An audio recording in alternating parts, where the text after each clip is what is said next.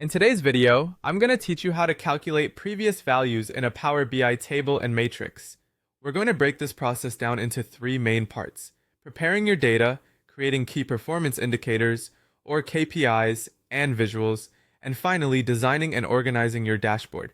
By the end of this video, you'll have a comprehensive understanding of how to dynamically show previous period values in your reports, a skill that can vastly enhance your data analysis proficiency. Firstly, let's talk about preparing your data. The preparation phase is crucial because a well-organized data set is the backbone of any successful Power BI project. Begin by ensuring your data is clean and well-structured, containing all the columns you need, such as dates, categories, and any other key metrics. Take time to verify data types, remove duplicates, and handle missing values. This cleaning process helps prevent errors down the line.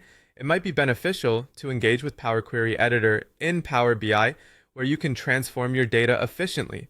Remember, the more effort you put into preparing your data, the easier the subsequent steps will be. So don't rush through this phase. Once your data is prepped and ready, we'll move on to creating KPIs and visuals. In Power BI, KPIs are vital as they provide quick insights into your metrics, highlighting important trends directly on your visuals. Start by navigating to the Modeling tab to establish relationships if your data comes from multiple sources. Use calculated columns or measures to compute previous period values. This can be done with DAX functions like previous month or same period last year, depending on your specific needs.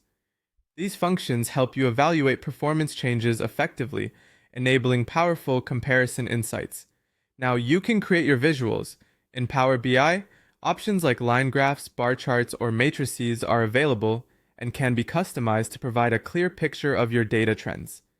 Drag your data fields onto the visual pane, fine-tuning your visuals by modifying the format settings until they precisely reveal the insights you wish to communicate. Don't forget to use slicers or filters to enable dynamic views of your data, allowing users to interact with the visuals and derive insights based on different periods or categories. Finally, let's wrap up by designing and organizing the dashboard. At this stage, focus on the layout of your visuals for clarity and ease of understanding. Place your most important KPIs at the top, where viewers can see them immediately. Ensure your color scheme is coherent throughout, and label everything properly for better navigation. Utilize buttons or bookmarks to guide users, making your dashboard interactive.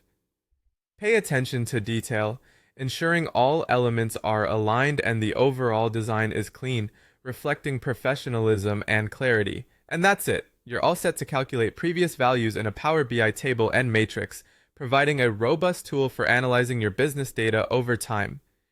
Thank you for watching, and I hope this helps you harness the power of Power BI even further.